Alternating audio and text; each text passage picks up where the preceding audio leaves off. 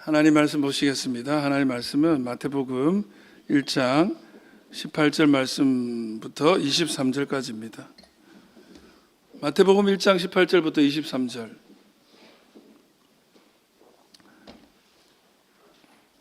우리 이 말씀 한 절씩 교독하시겠습니다. 예수 그리스도의 나심은 이러하니라.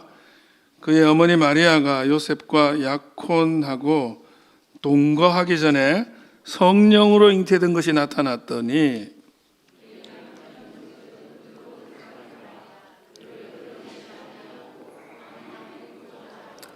이 일을 생각할 때에 주의 사자가 현몽하여 이르되 다윗의 자손 요셉아 네 아내 마리아 데려오기를 무서워하지 말라. 그에게 잉태된 자는 성령으로 된 것이라.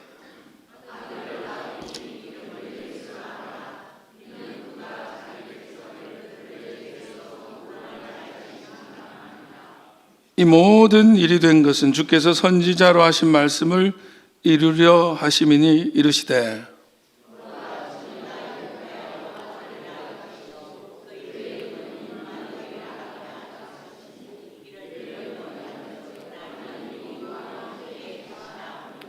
아멘.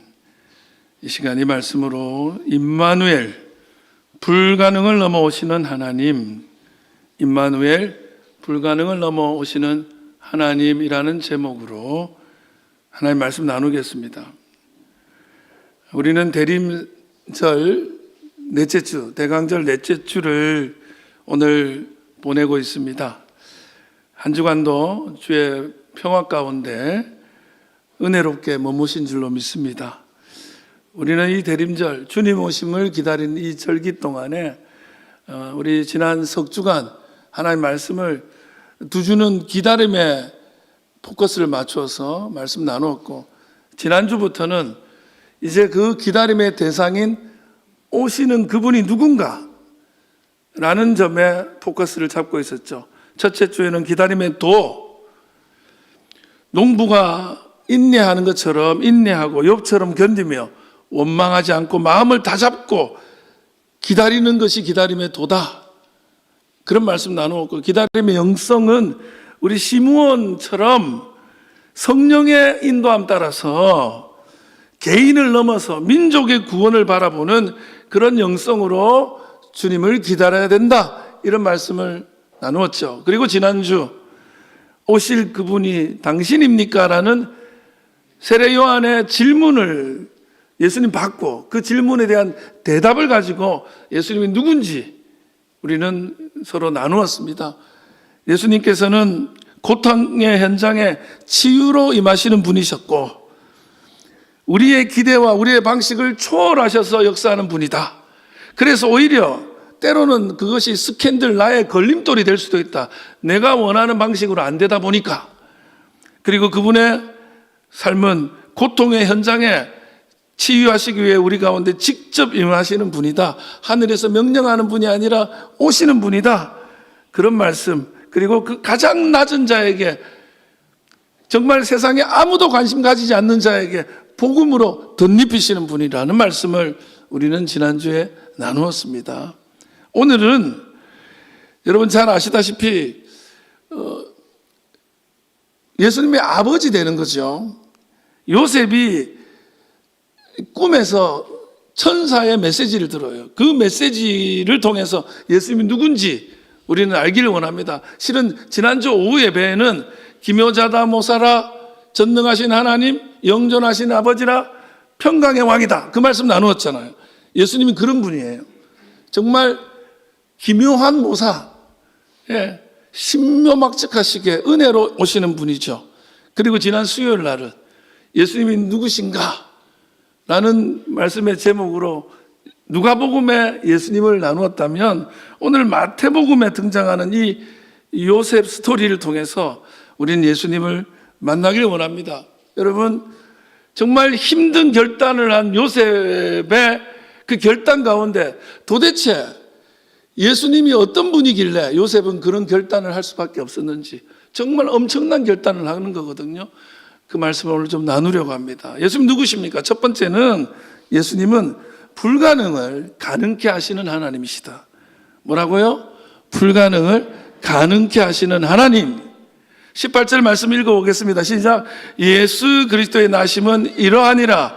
그의 어머니 마리아가 요셉과 약혼하고 동거하기 전에 성령으로 잉태된 것이 나타났더니, 동거하기 전에 잉태됐다는 거예요. 말이 돼요? 예? 23절 시작. 보라, 처녀가 잉태하여 아들을 낳을 것이요. 여기까지 뭐라고? 처녀가 잉태하여. 이 말이 돼요? 여기 처녀라고 하는 말이 뭐냐면 헬라어로 파르테노스예요. 뭐라고요? 파르테노스. 이 파르테노스라는 말은 헬라어도 그렇고 히브리어도 그렇고 젊은 여자라는 단어가 있어요. 알마 이런 단어가 있어요. 알마 이런 게 있어요. 그건 나이가 젊다는 뜻이야. 나이가 젊은 여성이야. 근데 여기는 파르테노스라는 말을 써요. 이게 무슨 얘기냐면 소위 말해 수처녀다. 순결한 여자다. 그래서 성경에 이 말씀을 우리가 사도신경에서 동정녀 마리아에게 나시고, 그 예수님은 동정녀 탄생이야. 예. 이게 이성을 가진 우리들에게는 도저히 받아들일 수 없는 거대한 장부이지. 어떻게 남자를 모르는, 남자와 동침하지 않은 여성이 임신을 할 수 있냔 말이에요. 믿어지십니까? 믿어질 수 없는 영역이잖아요. 동정녀 잉태. 남자를 알지 못하고 생물학적으로 생명을 잉태할 수 없는 상태인데 이게 가능하단 말이야. 이건 단순히 의학적인 기적을 말하고자 하는 건 아니에요. 그건 의학적으로 안 되는 거야. 근데 요즘에는 여러분 아시다시피 뭘 하죠?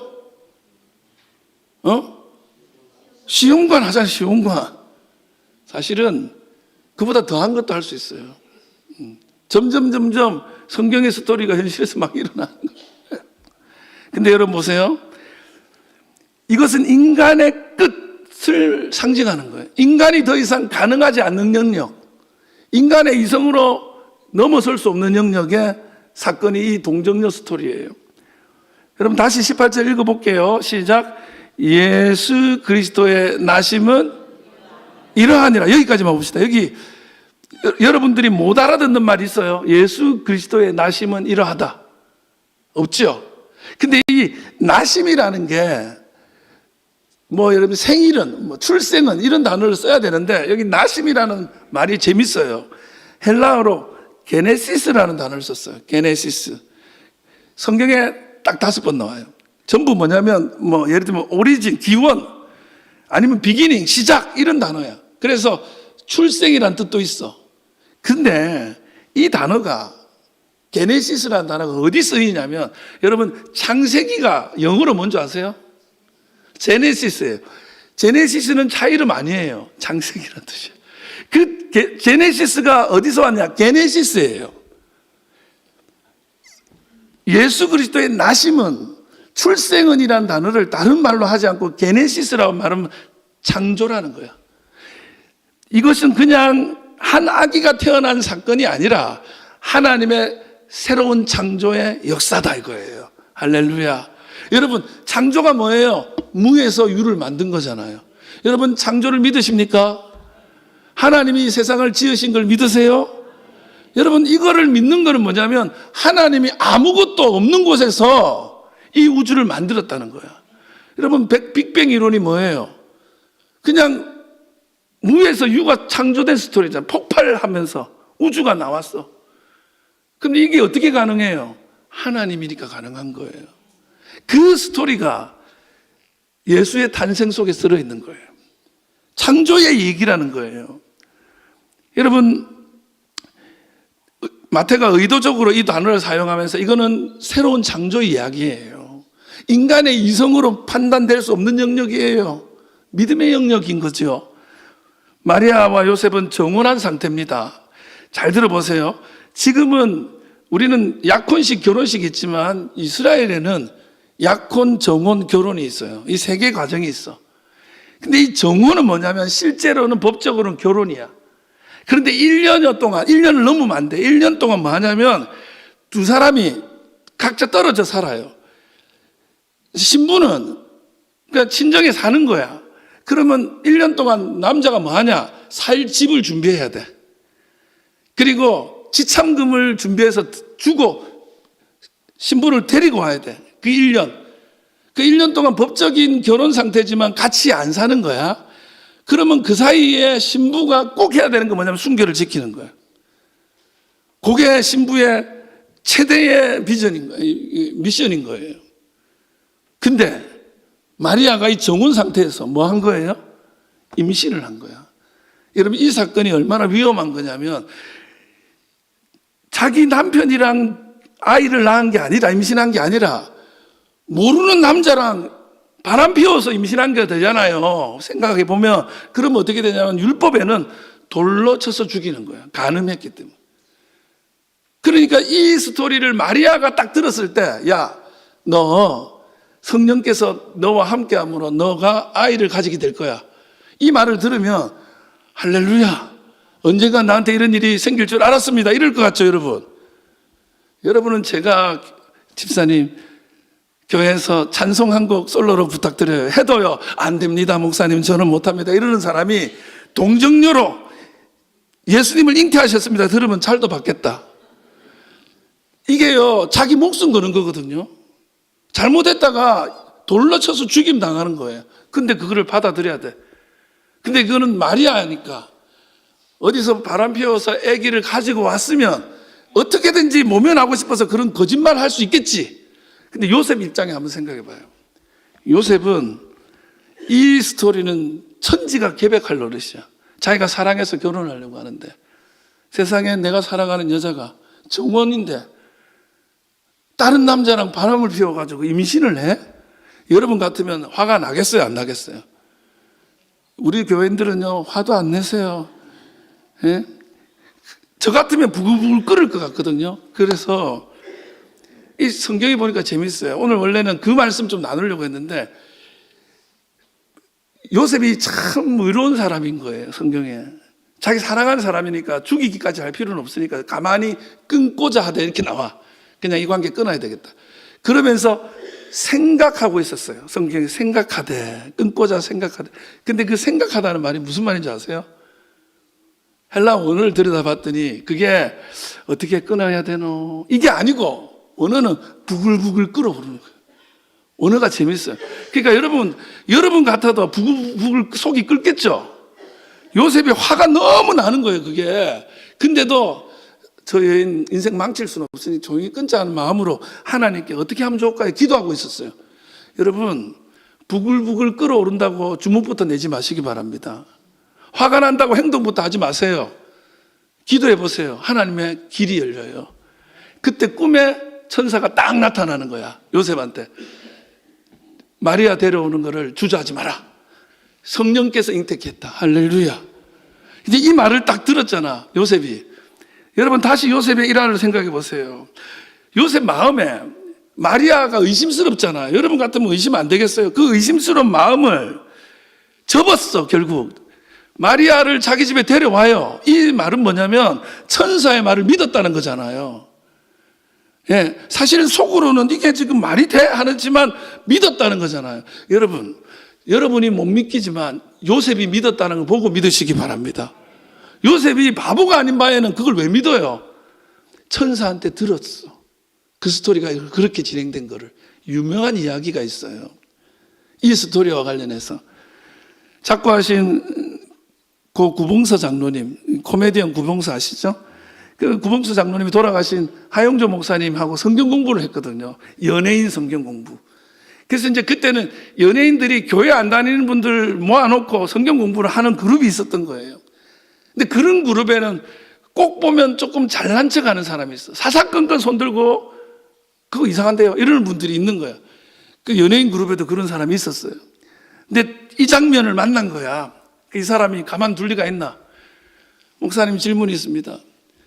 아니, 예수님 참 좋은 분인 건 내가 알겠다고. 그 좋은 거, 그 얘기하면 좋은데 뭐 동정녀로 사람이 태어나는 게 말이 됩니까, 이거? 아니, 남자를 모르는 여자가 어떻게 임신합니까? 그 좀 말 되는 소리 하시고 딴 얘기 하십시다. 그랬거든요. 그때 구봉서 장로님이 탁 손들고, 야, 남편 요셉도 가만히 있는데 네가 왜 난리야? 이랬다는 거야. 그 유명한 일화예요. 아니, 생각해 보세요. 이 스토리에서 제일 못 믿고 열받고 속상할 사람이 누구예요? 요셉이죠. 근데 요셉이 그거를 받아들였어. 할렐루야. 그 얘기는 뭐가 없으면 그런 일이 되는 게 아니에요. 하나님이 요셉이 믿기 싫어도 믿게 하시고 들려주시고 경험하게 한 거예요. 여러분 있잖아요. 이게 불가능한 일이거든요. 근데 이걸 돌파해내, 이 사람들이. 여러분, 오늘 불가능을 경험하고 있는 분들 있죠? 암이다. 사업에 그냥 막힘이다. 내 인생이 막 꼬여 있었는데 풀리지가 않는다. 이건 도대체 어떻게 할 수가 없다. 그 지점에서 하나님 만나시기 바랍니다. 하나님 어떤 분이냐? 이건 말도 안 된다. 이건 더 이상 어쩔 수 없다. 그 끝의 상황, 인간의 끝에서, 불가능의 자리에서, 인간의 가능성이 제로인 그 제로 포인트에서 기적이 일어납니다. 예수님은 동정녀로 오시는 거예요. 불가능을 넘어서 이 땅에 오신 예수 그리스도. 오늘 저와 여러분의 불가능을 넘어서 주님이 역사합니다. 헬리콥터를 만든 분이 누구냐면 이고르 시코르스키라는 러시아 사람이에요. 이 회사 이름이 돼요. 이 사람이 헬리콥터라는 게 물리학적으로 불가능하다는 거예요. 이 위가 도는데 밑에 게 안 돌고 이게 말이 되냐 뭐 이런 거죠. 근데 그 회사에 글귀가 써져 있는데 뭐라고 써져 있냐면, 항공역학적으로 볼 때 뒤형벌이 뭐냐면 우리가 호박벌이라는 거 있죠. 그게 이제 원래는 뒤형벌이야. 호박벌이 종이 많아요. 그래서 뒤형벌이 정식 이름이고 영어로는 범블비라 그래요. 이 범블비가 뭐라고 돼? 날 수가 없다는 거야. 항공역학적으로. 몸통은 너무 무겁고 날개는 너무 작아가지고 날 수가 없대. 그러나 뒤형벌은 그 사실을 모른 채 그냥 날아다닌다는 거야. 과학적으로는 못 나는 게 정상인데 날아. 세상 속에는 과학과 이성을 넘어서는 신비가 너무 많습니다. 내 이성, 내 상식, 하나님 그거를 초월해 계신 분이에요. 그 상식을 초월하고 이성을 초월하여서 개입하시는 하나님이 성탄으로 이 땅에 오시는 겁니다. 말이 안 되는 사건을 통해서 기적으로 오시는 분이에요. 누가복음 1장 36절에 유명한 말씀이 나오죠. 대저 하나님의 모든 말씀은 뭐요? 능하지 못하심이 없느니라. 하나님은 능하신 분이에요. 팔라 히브리어로 원더풀 하시고 어메이징 하신 분이에요. 신비로운 분이에요. 여러분 상식선을 넘어서서 역사하실 주님을 여러분의 불가능의 자리에서 만날 수 있기를 바랍니다. 두 번째는요, 우리를 죄에서 건지시는 구원자예요. 뭐라고요? 죄에서 건지시는 구원자. 예수님은요, 우리를 건지는 분이에요. 어디로부터? 죄로부터. 21절이에요. 시작. 아들을 낳으리니 이름을 예수라 하라. 이는 그가 자기 백성을 그들의 죄에서 구원할 자이심이라 하니라. 예수님의 이름을 가르쳐 줬죠. 아들을 낳으리니 이름을 뭐다? 예수라라. 그게 이제 천사가 요셉한테 이름 지어주라고 이름을 알려줘요. 그래서 요셉이 예수님의 이름을 지어요. 예수 이렇게. 원래 이스라엘 사람들은 이름을 누가 짓냐? 무조건 아버지가 짓는 거예요. 요셉이 예수님의 아버지 맞아요? 아니에요? 아리, 까리. 사실은 자기가 낳은 건 아니죠. 마리아로부터 낳았죠. 성령으로 잉태했죠. 요셉이 한 일은 뭐야? 이름 지은 거예요. 이스라엘 사람들은 아빠가 이름 짓는 거예요. 그래서 요셉은 예수님의 아버지가 돼요. 근데 요셉이 어디 족속이냐? 다윗의 족속이야. 그래서 예수님은 예언대로 다윗의 자손이 되는 거예요. 할렐루야. 이건 딴 얘기예요. 뭐 상식적으로 알아두라. 그런 거죠. 근데 이 예수라는 이름, 히브리어로 예슈아예요. 발음이 뭐라고? 예슈아. 그거를 우리 한국식으로 예수 하는 거예요. 예. 그래서 구약식으로는 여호수아 이거예요. 다 똑같은 말이야. 이름이. 갱노나 경노나 우리 집에는 다 경로예요. 근데 이제 같은 건데 뜻은 뭐냐? 여호와께서 구원하신다. 할렐루야. 이 이름인데 여기서 중요한 질문이 있어. 구원한다고 어디서? 이거예요. 어디서 구원하냐는 거. 여러분, 유대인들이 구원을 기다렸어요. 어떤 구원을 기다렸냐? 이 로마의 압제로부터 구원해 주길 기다렸어요. 결박이 풀어지기를 기다리며 결박을 풀어달라고 기도하며 구원을 기다렸어요. 가난으로부터 탈출을 시켜달라고 기다렸어요. 질병으로부터 고쳐달라고, 치유해달라고 구원을 기다렸어요. 여러분의 기도랑 비슷하지 않아요? 하나님, 우리가 이 결박된 거로부터 풀어지게 해 주십시오. 내 질병으로부터 구원시켜 주십시오. 가난으로부터 벗어나게 해 주십시오. 이런 기도 안 합니까? 똑같잖아요. 그때나 지금이나 이런 문제로 우린 기도해요. 주님, 빚더미가 산더미입니다. 거기로부터 구원해 주세요. 이 지긋지긋한 인간관계에서 벗어나게 하시고 해결해 주십시오. 건져 주십시오. 솔직히 이게 우리의 기도 제목이고 당시에 이스라엘 사람들의 기도 제목이랑 같아요.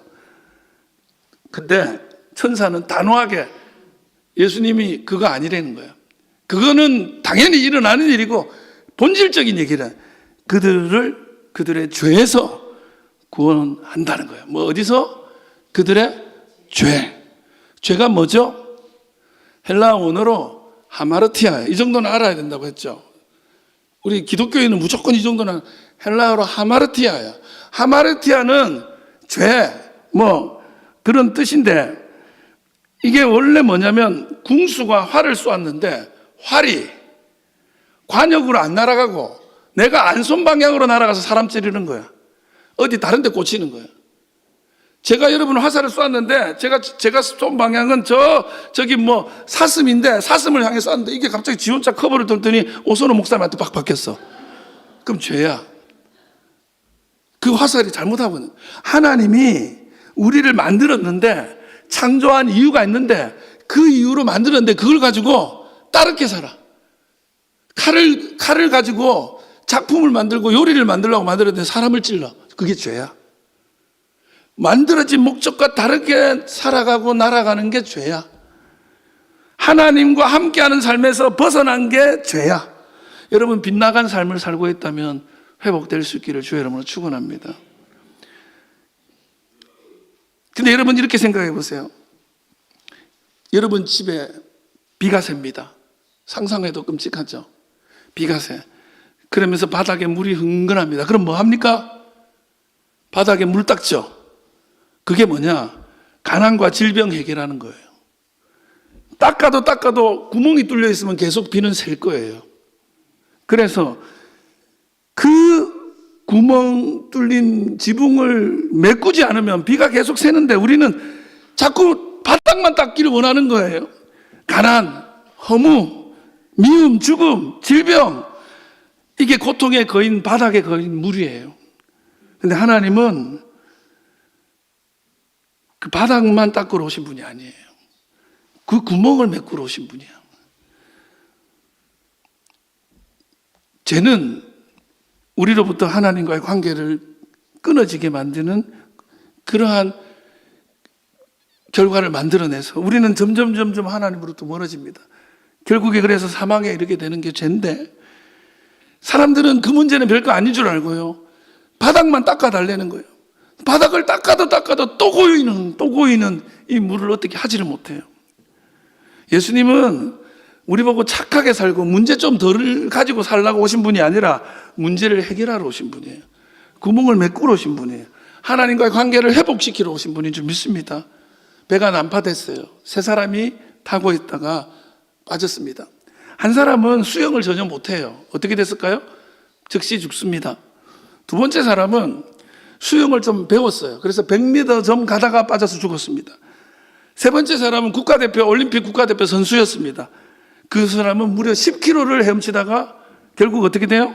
지쳐서 죽었습니다. 왜냐하면 육지는 1000km 이상 떨어져 있었기 때문에. 이게 인간의 실존이에요. 조금 더 나은 사람이나 모질한 사람만 있는 거야, 도덕적으로는. 예, 조금 나은 사람, 그래 봐야 빠져 죽는 건 매한 가지. 그래봐야 더 큰 물이 고이는 것을 막을 수 없는 존재가 인간인 거예요. 하나님은 우리에게 수영 코치 해주려고 온 게 아니에요. 하나님은 구조선을 타고 오시는 거예요. 십자가라는 구조선을 타고 예수님께서 오셔서 여러분을 건지는 거예요. 본질적인 문제. 구멍을 메꾸기 위해 이 땅에 오셔서 저와 여러분을 살리시는 분이 성탄으로 오시는 예수님입니다. 세 번째는 뭐예요? 우리가 그렇게 사모하는 임마누엘. 임마누엘, 우리의 고독을 치유하시는 동반자로 예수님 오시는 분인 줄 믿습니다. 임마누엘. 23절입니다. 시작. 보라, 처녀가 잉태하여 아들을 낳을 것이요 그의 이름을 임마누엘이라 하리라 하셨으니 이를 번역한즉 하나님이 우리와 함께 계시다 함이라. 임마누엘. 히브리어로 임마누엘은 임은 영어로 위드에 함께, 마누 우리라는 뜻이에요. 엘 하나님, 하나님이 마누 우리와 함께 하신다, 이런 뜻이 임마누엘이에요. 예수라는 이름은 그분의 하신 일이야. 우리를 구원하는 거야. 그러면 임마누엘은 뭐냐? 예수님의 본성이야. 예수님 어떤 분이라고? 우리와 함께하는 분이야. 그게 예수님의 본성이에요. 이 이야기가 이사야 7장에 제일 먼저 나와요. 700년 전이야. 예수님 오시기 700년 전에 이 이야기가 이미 임했어요. 뭐냐? 나라가 망하는 중이었어요. 아하스 왕 시대인데 쫄딱 망하기 직전이었어요. 그때 하나님께서 예언을 해요. 내가 너희와 함께 하리라. 내가 너희와 함께 하리라. 옆 사람에게 하나님이 당신과 함께 합니다. 제가 이런 거 엄청 싫어하는 줄 알죠? 근데 이 정도 할 정도면 엄청나게 중요한 거예요. 하나님이 여러분 스스로에게 나 같은 자와도 함께 합니다. 시작. 당신하고는 함께 하는데 나 같은 인생하고 함께 하겠냐? 하나님이 나 같은 자와도 함께 한다. 망하는 인생 같은 사람에게도 함께 한다. 할렐루야. 그게 이스라엘의 약속인데 700년 지났는데 요셉한테 이 예언이 온 거예요. 네가 아들 낳는데 그 아들의 이름을 예수라 짓는데 그의 이름을 임마누엘이라도 지어라. 하나님이 이스라엘과 우리와 너와 함께 할 것이다. 여러분, 요셉이요 꿈이 있었을 거 아니에요. 요셉의 직업이 목수거든요. 목수의 꿈이 뭐겠어요? 이 동네에서 제일 유명한 목수가 돼서 집집마다 좋은 가구 만들어주고 집 지을 때도 내 손길을 닿지 않는 곳이 없는 집을 만드는 그런 목수가 돼서 먹을거리, 때거리 걱정 안 하고 가정을 잘 이루는 가장이 돼야지, 이런 소박한 꿈을 가진 사람이었을 겁니다. 근데요, 그 꿈은 산산조각 나죠. 앞으로는 어떻게 살아야 되냐? 야, 아비 없는 자식 데리고 살지 네 마누라 바람 피운 거 아니야? 이런 조롱을 계속 들으면서 삽니다. 쑥덕쑥덕 수근거리는 소리를 들으면서 살아야 됩니다. 그리고 나중에 보면요, 헤롯이 예수님이 태어난 스토리를 알고는 아이를 다 죽이려고 온 나라의 아기들을 죽이는 명령을 내려요. 그것 때문에 이집트까지 도망가는 신세대입니다. 이방인 신세대, 나그네 신세대, 때 아닌 외국인 삶을 사는 거예요. 여러분, 요셉은 편안한 삶을 잃어버렸습니다. 그런데 그는 하나님을 얻었습니다. 역사상에 누구보다 하나님을 가까이 안아보고 씻겨드리고 입 맞춘 사람이 요셉입니다. 요셉이 그 심장박동 소리를 들을 때마다, 아기의 그 쿵쿵거리는 소리를 들을 때마다 임마누엘을 경험하는 겁니다. 내 삶이 아무리 팍팍해도 여기 하나님이 계신다.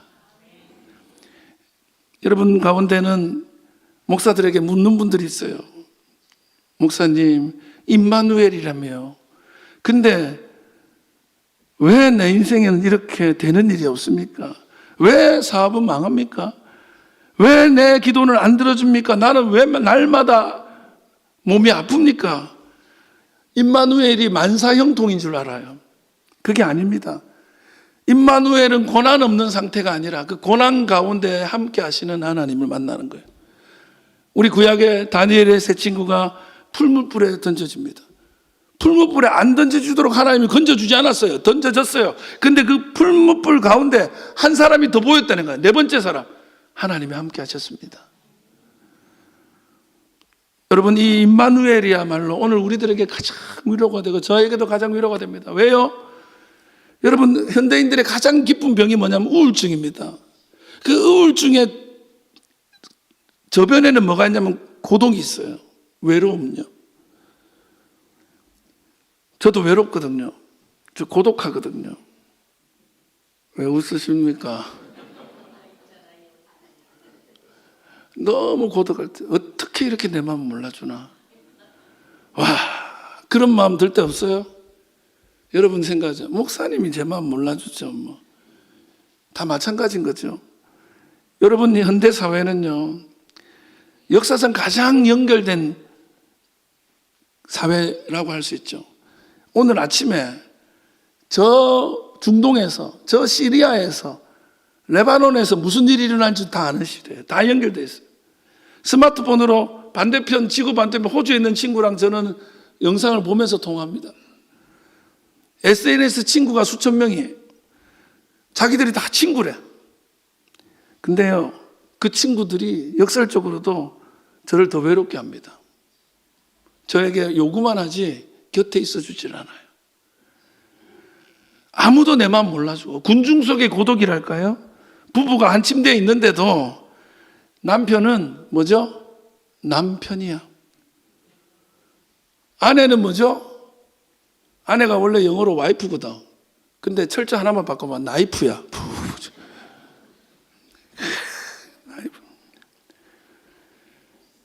집안에 원수들이 같이 살고.